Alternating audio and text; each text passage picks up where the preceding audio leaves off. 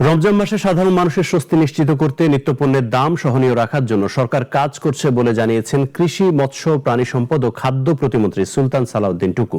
দুপুরে টাঙ্গাইলের জেলা প্রশাসক কার্যালয়ের সম্মেলন কক্ষে মতবিনিময় সভা শেষে একথা বলেন তিনি। কৃষি প্রতিমন্ত্রী আরও বলেন, নিম্ন ও মধ্যবিত্ত পরিবারের উপর চাপ কমাতে এরই মধ্যে ঢাকায় 25টি পয়েন্টে সুলভ মূল্যে দুধ, ডিম ও মাংস বিক্রি শুরু হয়েছে। আগামীতে জেলা পর্যায়েও এই কার্যক্রম শুরু হবে।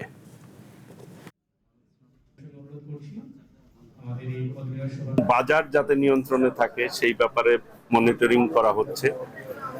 আশা করি এটি আমরা নিয়ন্ত্রণের মধ্যে রাখতে সক্ষম হব।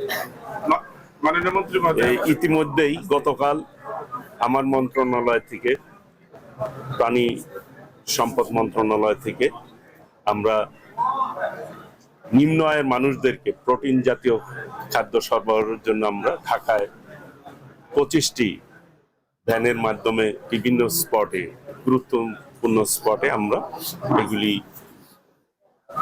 ব্যবস্থা করেছি।